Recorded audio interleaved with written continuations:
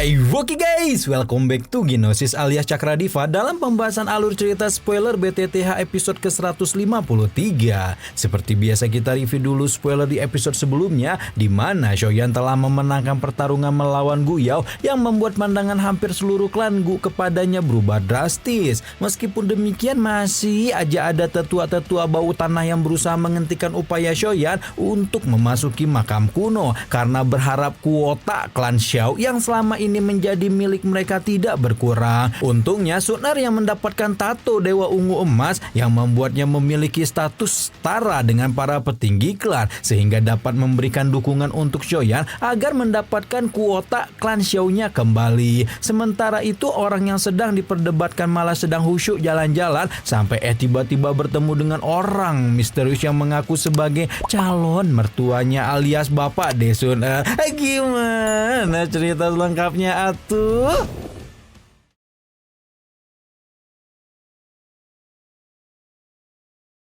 Shoyan jelas hanya bisa bengong mengetahui bahwa pemimpin klan Gu alias Gu Yuan adalah salah satu orang terkuat yang ada di benua Doki dan sekarang keberadaannya di puncak tiba-tiba telah muncul di depannya. Gu Yuan tertawa kecil melihat ekspresi calon mantunya yang kultur shock banget, memperkenalkan diri secara singkat dan menceritakan jika sebenarnya mereka pernah bertemu ketika Shoyan baru lahir. Shoyan ragu-ragu sejenak sebelum akhirnya bertanya dengan hormat masalah apa yang sampai membawa Gu Yuan menemui dirinya. Gu Yuan tampak tidak berusaha menyembunyikan apapun ketika menjawab bahwa alasan dia menemui Shoyan adalah masalah antara pemuda itu dengan anak gadisnya Gu Sun Er.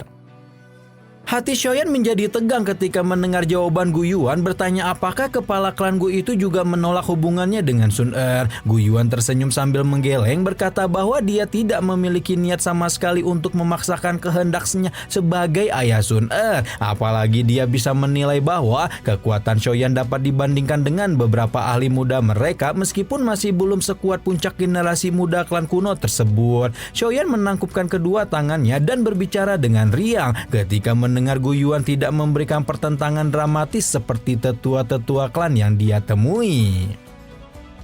Gu Yuan paham kenapa Shoyan tampak begitu senang setelah mendengar jawabannya, namun kepala klan Gu itu mengingatkan sang pemuda untuk berhati-hati karena beberapa sesepuh dari klan Gu dan beberapa generasi tua masih merasakan dendam karena Shoyan mendapatkan cinta Sun Er sebagai pemilik garis keturunan dewa yang baru muncul di dalam klan selama 1000 tahun, dimana apabila jadi nih Mang Ouyang bercocok dengan Sun Er, para orang tua itu khawatir garis keturunannya akan menjadi rusak. Gu Yuan sebagai kepala klan juga tidak dapat memberikan banyak bantuan karena bagaimanapun kepala klan harus menempatkan kepentingan klan lebih dulu dibanding sudut pandang pribadinya. Gu Yuan mendesah pelan saat berkata jika dia sebenarnya tidak terlalu puas dengan Shoyan yang garis keturunannya terbuang, namun harus dia akui kerja keras yang dilakukan pemuda itu untuk meraih sesuatu tidak kalah dengan mereka yang memiliki garis keturunan dewa tersebut. Gu Yuan malah curcol ke Shoyan berkata jika dia tahu anaknya Sun Er bakal kelepek-kelepek setengah mati sama Kang Pak Boy kayak gini, dia tidak akan mengirim Sun Er ke klan Xiao untuk mendapatkan giok kaisar kuno Tuse. Sekarang bukan hanya gagal mendapatkan giok dewa, Gu Yuan malah akhirnya kehilangan seorang anak perempuan sekaligus ahli muda klan yang luar biasa. Shoyan hanya bisa tersenyum canggung menghadapi curhatan calon mertuanya. Ekspresi Shoyan berubah serius saat tiba-tiba Gu Yuan berkata tidak akan mengganggu hubungannya dengan Sun Er, namun kepala Gu itu meminta Shoyan menjanjikan satu hal kepadanya. Gu Yuan ragu-ragu sejenak sebelum meminta Shoyan untuk mempertahankan tubuh Sun Er yang tidak tersentuh. Ya maksudnya jangan bercocok-cocok dulu gitu sebelum sang nona muda klan Gu mencapai kelas doseng. Wajah Shoyan segera menjadi malu saat mendengar permintaan konyol Gu Yuan. Berpikir sepak boy itu kah wajahnya sampai dikhawatirkan gak tahan buat nge-push rank buru-buru sama Sun Er. Shoyan tersenyum pahit dan mengangguk sambil bertanya-tanya benarkah orang hebat ini muncul di hadapannya hanya untuk ngomongin Pushreng. Melihat Shoyan yang tampak tidak puas, akhirnya Guyuan pun berhenti ngomongin masalah Pushreng dan bercocok-cocok sebelum beralih kepada alasan utama dia menemui Shoyan, yaitu membicarakan Gyo Kaisar kuno Tousei.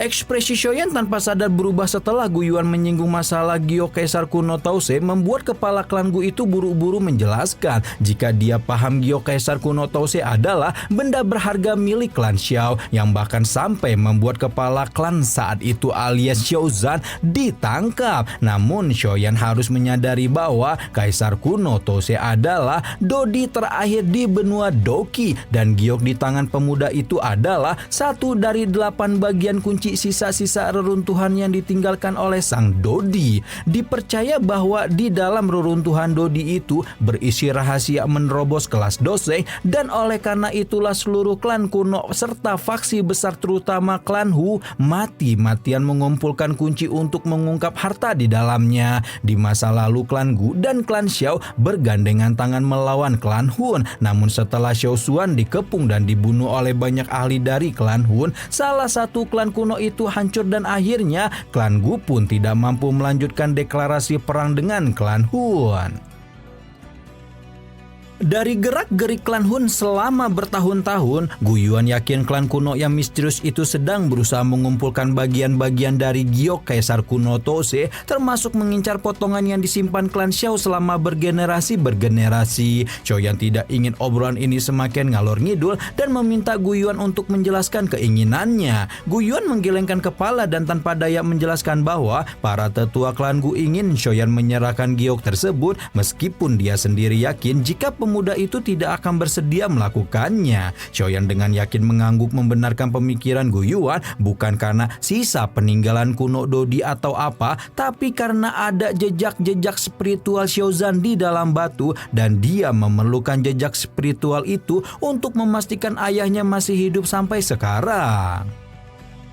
Bahkan jika giok Kaisar kuno Tousei adalah benda paling berharga yang dimiliki klan Gu dan diinginkan oleh seluruh dunia, Shoyan pun tidak akan ragu sedikit pun jika dia harus menggunakannya untuk menukar Xiaozan di masa depan. Karena itulah Shoyan hanya bisa meminta maaf karena tidak mampu memenuhi permintaan Guyuan, dan klan Gu membuat ayah Sun Er itu mengangguk paham karena dia juga telah mengharapkan jawaban ini dari Shoyan. Meskipun Guyuan dapat memahami itu, para tetua klan Gu tentunya tidak akan mudah melakukan hal yang sama dan Shoyan harus ekstra kerja keras untuk melindunginya.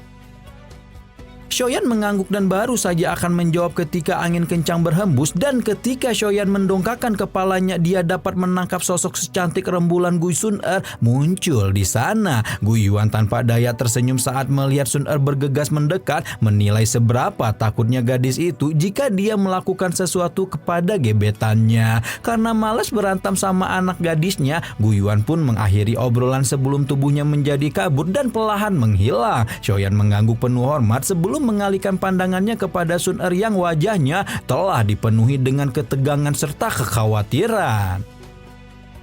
Sun Er tergopoh-gopoh mendekati Shoyan, menunjukkan nada yang samar-samar mengandung kemarahan saat mengetahui jika bapaknya benar-benar mendatangi Shoyan tiba-tiba seperti ini. Shoyan tersenyum dan mengatakan jika Guyuan sama sekali tidak menentang hubungan mereka berdua, hanya membicarakan beberapa hal tentang klan Gu yang membuat Sun Er sedikit terkejut. Baru setelah mesra-mesraan sebentar di tengah bukit, Sun Er pun dengan lembut menggandeng tangan Shoyan, mengajak Akang untuk kembali dan menunggu 2 hari lagi karena pemuda itu sudah mendapatkan satu tempat untuk memasuki makam kuno. Kebahagiaan melintas di wajah Shoyan ketika mendengar kabar itu, mengusap lembut punggung tangan Sun Er hingga membuat sang gadis tidak bisa menahan diri untuk menyandarkan kepalanya di bahu tegap Shoyan. Kehangatan naik dalam hati Shoyan meraih pinggang halus Sun Er, menyesap aroma manis yang menguat dari tubuh gadis itu seperti yang membuat seluruh rasa lelah di tubuhnya perlahan menghilang. Tak seorang pun dari klan Gu datang mengganggu kelompok Shoyan selama 2 hari ini, dan tanpa terasa hari di mana makam surgawi dibuka telah tiba. Seperti biasa, Sun Er berangkat bersama Shoyan dengan binatang bertanduk tunggalnya dan sembari menikmati angin sepoi-sepoi yang mengangkat rambut hitamnya, Sun Er menjelaskan beberapa hal tentang makam kuno kepada Shoyan. Makam surgawi dibagi menjadi 3 tingkat, di mana pada tingkat pertama banyak ahli yang bisa masuk, termasuk ahli bintang 3 dozun ke bawah. Sementara itu tingkat kedua biasanya hanya bisa dimasuki oleh bintang 3 sampai bintang 8 dozun, dan tingkat ketiga hanya bisa diterobos oleh ahli puncak dozun dengan susah payah, di mana bahkan doseng tidak akan berusaha memasukinya kecuali memiliki kepercayaan diri yang mutlak.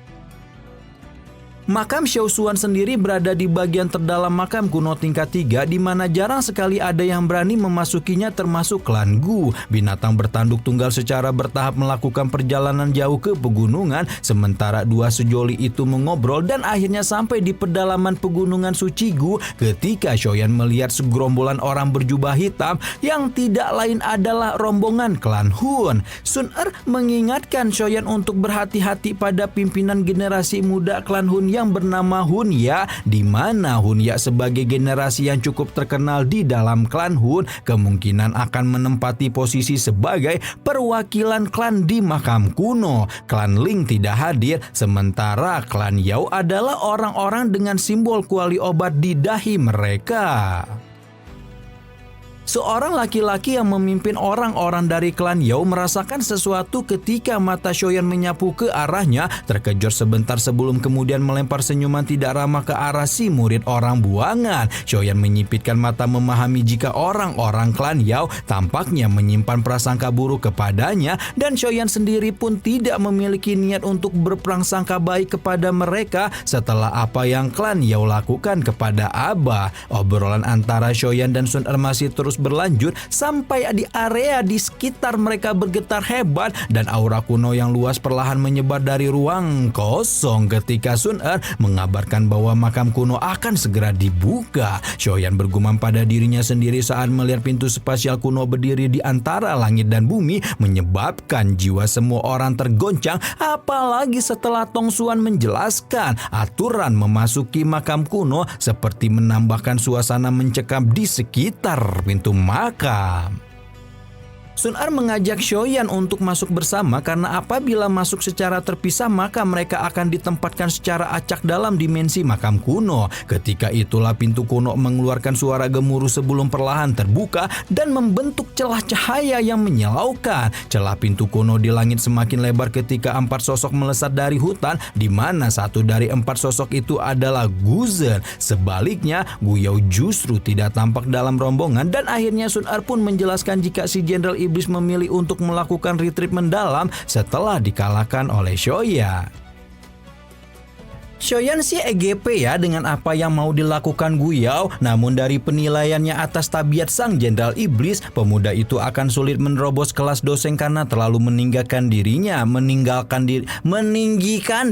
Astagfirullah. Dibandingkan dengan Gu Yao, Shoyan merasa prestasi Gu Zhen akan lebih besar karena memiliki karakter yang paling tenang dan paling kuat seperti gunung di antara semua anggota generasi muda yang ditemui Shoyan sejauh ini. Shoyan memberikan beberapa pesan pada rekan-rekannya yang lain alias Xiaoishan, Tian Huo, dan Qin Lin untuk kembali ke pavilion bintang jatuh apabila terjadi sesuatu, karena kemungkinan dia akan menghabiskan waktu yang cukup lama di dalam makam kuno. Shoyan tersenyum sebelum bertukar pandang dengan Sun Er, dan keduanya berubah menjadi cahaya yang dengan cepat melesat menuju pintu kuno yang besar. Begitu melewati pintu besar, ruangan di sekitar Shoyan berfluktuasi sebelum berubah menjadi semacam ruang kosong yang dipenuhi dengan energi murni yang sangat kaya. Tanpa ingin membuang banyak waktu, Sun Er bertanya kepada Shoyan ingin pergi ke tingkat berapa, dan tanpa banyak basa-basi juga Shoyan mengemukakan jika dirinya ingin mengunjungi makam Xiao Xuan. Namun karena tempat itu terlalu berbahaya, menurut Shoyan mereka tidak perlu terburu-buru, toh waktu pembukaan makam kuno ini akan berlangsung selama 3 tahun. Karena memiliki cukup banyak waktu, Shoyan pun mengajak Sun Er untuk memulai petualangan mereka di tingkat 2 makam kuno. Tapi belum sampai mulai menjelajah, sesosok tubuh ilusi muncul di depan Shoyan dan Sun-er, di mana tubuh ilusi itu merupakan tubuh energi yang akan diam-diam menyerang orang di dalam makam kuno. Shoyan cukup terkejut karena tidak merasakan apapun ketika tubuh energi itu mendekat karena mereka mengandalkan kabut energi untuk menyembunyikan diri. Sun-er menjentikan jari dan membuat sosok ilusi itu berubah menjadi bulatan cahaya sebesar ibu jari yang disebut sebagai inti energi. Inti energi adalah sumber energi murni yang dapat membantu seseorang meningkatkan kekuatan, dan dari 9 kelas inti energi, apa yang Sun-er dapatkan baru merupakan inti energi kelas 2. Sesuai instruksi Sun-er, Shoyan berusaha untuk menyerap inti energi kelas 2 tersebut dan membuat sang tuan muda ketiga keluarga Shou merasakan energi yang secara bertahap menguat di dalam tubuhnya. Shoyan tampak cukup terkejut merasakan inti energi itu lebih mudah diserap daripada pil obat, membuat paham kenapa klan kuno begitu menghormati makam surgawi ini. Sun-er tersenyum saat melihat keterkejutan di wajah Shoyan sebelum kemudian melayang ke depan dan ngajakin Shoyan balapan banyakin ngumpulin energi selama 3 tahun. Shoyan tersenyum sebelum mengikuti Sun-er bergerak sambil memikirkan sekuat apa dirinya setelah 3 tahun berada di makam kuno nanti. Momen balap-balapan mengumpulkan inti energi itu terus berlangsung dan dalam beberapa kali putaran, Shoyan masih belum pernah sekalipun dapat mengungguli pencapaian kekasih kecilnya. Shoyan menggelengkan kepala tanpa daya, harus mengakui jika dengan kekuatannya saat ini, Shoyan memang belum bisa menandingi kekuatan Sun-er. Tuan muda ketiga keluarga Shou itu juga hanya bisa mengangguk patuh ketika Sun-er menempatkan semua inti energi ke tangan Shoyan dan meminta akang menyerapnya. Karena memang saat ini dia sangat ditekan untuk meningkatkan kekuatan entah oleh aula jiwa, klan Hun, atau oleh klan Gu sebagai prasyarat mendapatkan nona muda mereka. Setiap badan energi yang mereka temui di sepanjang jalan terus diubah menjadi inti energi, dan keuntungan yang Shoyan peroleh selama 2 bulan ini cukup kaya. Namun dia juga merasakan jika terlalu banyak menyerap inti energi kelas rendah seperti ini akan menimbulkan efek samping terhadap tubuhnya. Shoyan berpikir jika sepertinya dia harus menemukan inti energi yang lebih kuat, dan menurut Sun-er mereka akan segera menemukannya karena sudah mendekati bagian tengah dari tingkat pertama. Setelah menghabiskan kurang lebih 1 bulan, akhirnya Shoyan dan Sun-er pun tiba di pintu masuk menuju tingkat 2. Nah, tapi berhubung Shoyan saat ini berada di puncak bintang 5 dozun, Sun-er menyarankan agar akang menerobos dulu ke bintang 6 sebelum memasuki tingkat 2. Tidak hanya untuk menstabilkan energi di dalam tubuhnya, level 2 akan jauh lebih berbahaya dibanding dengan level 1, dan oleh karena itulah Shoyan harus meningkatkan kekuatannya. Shoyan ragu-ragu sejenak sebelum akhirnya menuruti nasihat Sun-er dan meminta nona muda klan Gu itu untuk menjaganya sekali lagi. Shoyan melompat ke atas batu besar dan memulai penerobosannya hingga membuat suasana di depan pintu masuk makam kuno tingkat 2 itu segera berubah menjadi sunyi. Setelah keheningan yang mematikan itu berlanjut selama sekitar 2 jam, angin gelap dan dingin tiba-tiba bertiup membuat Sun-er membuka mata dengan wajah sedingin es, menyadari bahwa ada sekelompok orang yang tengah mengawasi mereka berdua secara diam-diam. Sekelompok orang itu tidak lain adalah antek-antek dajjal klan Hun alias Hun Li yang segera mendekat sebagai 2 sosok bayangan hitam untuk menyerang Shoyan. Namun tidak semudah itu bagi Hun Li untuk menindas pemuda itu, karena segera setelah Shoyan membuka matanya, tuan muda ketiga keluarga Shou itu melepaskan telapak tangan penciptaan hingga membuat bola cahaya hitam segera mengejar Hun Li seperti tukang pinjol. Saat lubang hitam bersentuhan dengan tubuh Hun Li, pemuda klan Hun itu tidak langsung menghilang seperti Jaising, menunjukkan betapa kekuatan ahli muda klan Hun ini bahkan telah jauh melampaui Tianzun aula jiwa. Karena bola cahaya hitam terhambat, Shoyan pun mengalirkan lebih banyak doki ke dalamnya hingga membuat ekspresi Hun Li berubah. Kebrutalan melintas di mata Hun Li saat dia berpikir tidak ingin melanjutkan benturan ini berlama-lama kalau tidak mau menderita luka serius. Sebelum melonjakkan kabut hitam pekat melonjak dari tubuhnya ketika pemuda klan Hun itu melepaskan ledakan jiwa dan berhasil menarik dirinya kembali. Shoyan menunjukkan ekspresi muram ketika Hunli berhasil memblokir telapak tangan penciptaan agungnya, namun tuan muda ketiga keluarga Xiao itu juga tidak mau menyerah begitu saja dan kali terus menyusul Hunli secepat kilat hingga membuat pemuda klan Hun itu dipaksa meledakkan darah dari mulutnya. Belum memulihkan diri dari serangan Shoyan, Sun Er dengan kejam melemparkan tombak emas ke arahnya, membuat Hunli yang sudah benar-benar kelelahan hanya bisa pasrah menerima serangan tersebut. Sepersekian detik sebelum tombak emas Sun Er mengenai kepala Hunli, angin kencang menghempaskan tubuhnya dan membuat tombak emas itu ganti menembus bahu Hunli dengan kejam. Sosok hitam gelap bersinar yang tak lain tak bukan adalah Hunya muncul dengan kesuraman di wajahnya sebelum tanpa banyak babi bu menebas lengan kiri Hunli sebelum dikikis lebih jauh oleh api emas Sun Er. Hunya meraih Hunli yang nyaris tidak bisa bernapas sebelum memandang Shoyan dan Sun Er dengan cara yang kejam saat dia memperingatkan bahwa dia akan membalas hutang ini suatu saat nanti. Sun Er awalnya berniat untuk mengejar Hunya dan Hunli, namun pemuda klan Hun itu sudah lebih dulu melemparkan cukup banyak tubuh spiritual ke arahnya dan membuat mereka meledakkan diri bersama-sama sebelum akhirnya menghilang dengan cepat. Setelah antek Dajjal klan Hun pergi, Sun Er bergegas mendekati Shoyan yang menunjukkan wajah pucat di mana tuan muda ketiga keluarga Xiao itu pasti mendapatkan pembalasan setelah melepaskan teknik Do kelas Tian ketika baru saja menerobos bintang 6.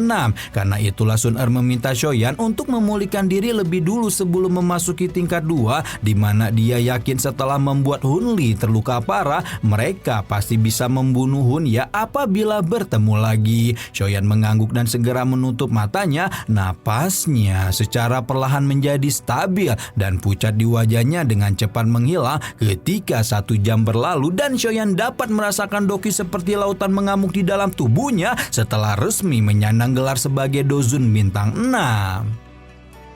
Sun Er menghela napas lega di dalam hatinya saat melihat Shoyan membuka matanya, mengucapkan selamat atas peningkatan kekuatan Shoyan meskipun peningkatan kekuatan ini sama sekali belum membuat pemuda itu puas. Karena itulah Shoyan juga tidak mau membuang waktu lebih banyak dan akhirnya mengajak Sun Er melewati tirai energi cahaya yang merupakan pintu masuk menuju makam kuno tingkat 2. Tirai energi ini panjangnya sekitar 1000 kaki dan 2 sejoli itu berjalan selama hampir 10 menit sebelum mereka merasakan tekanan energi perlahan melemah. Namun baru juga keluar dari tirai energi, Shoyan dan Sun Er sudah disambut oleh barisan 10 tubuh energi dengan kekuatan bintang 5 dozun, di mana menurut penilaian Sun Er 10 tubuh energi itu secara sengaja dipikat kemari.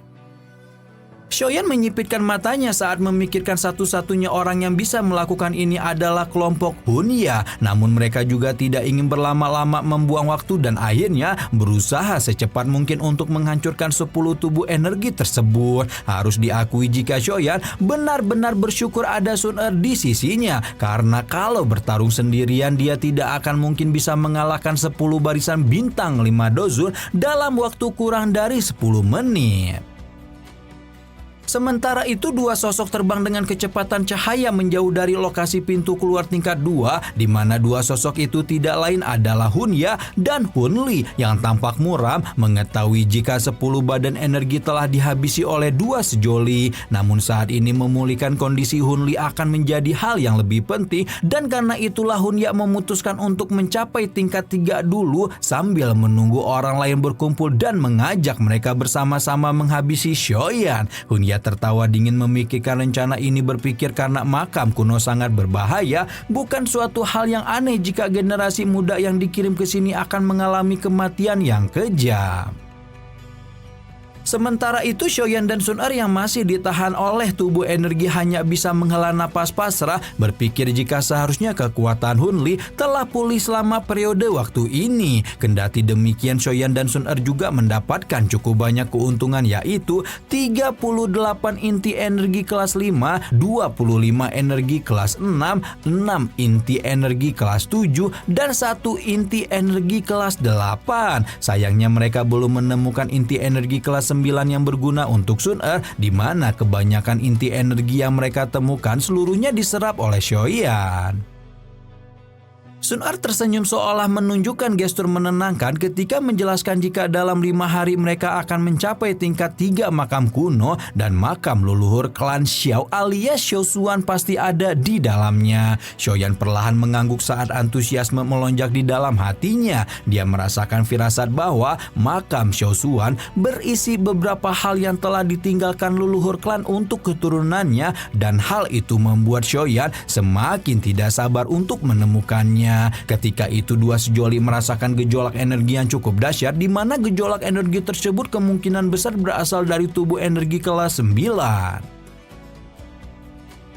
Mendapatkan harta karun sedemikian rupa jelas saja membuat Xiaoyan bersemangat dan mengajak Sun Er untuk memburunya. Tempat di mana tekanan energi berada agak jauh dan dua sejoli itu terbang dengan kecepatan penuh selama hampir 20 menit sebelum perlahan-lahan melambat. Setelah memastikan tidak ada orang lain di sekitar mereka, Xiaoyan dan Sun Er pun memasuki kawasan dengan gelombang energi padat dan merasakan angin sepoi-sepoi masuk dengan cepat ke sebuah daerah dengan banyak bebatuan di atasnya. Sosok lapis baja logam hitam duduk di atas batu terbesar di mana sosok lapis baja itulah yang dimaksudkan dengan tubuh energi kelas 9 yang setara dengan bintang 9 Dozun.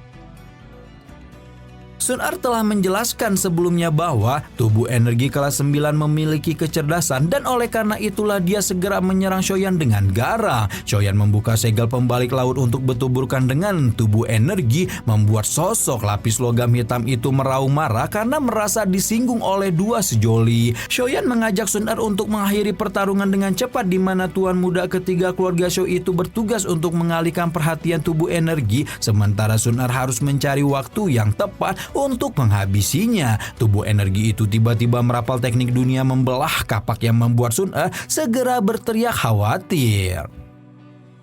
Penguasa berat di tangan Xiaoyan buru-buru bertemu dengan serangan mengerikan sosok lapis baja hitam membuat tubuhnya terhempas ke belakang seperti layangan putus dengan wajah pucat. Untung perjuangan Xiaoyan tidak sia-sia karena Sun Er berhasil memanfaatkan situasi untuk menghunuskan tombak api emas ke tubuh sosok lapis baja tersebut. Xiaoyan tersenyum melihat Sun Er berhasil mendapatkan tubuh energi kelas 9, namun senyuman di wajahnya baru saja muncul ketika tanah di wajahnya tiba-tiba meledak dan memunculkan dua antek-antek Dajjal klan Hun yang segera menghantamkan serangan kejam ke dada Xiaoyan.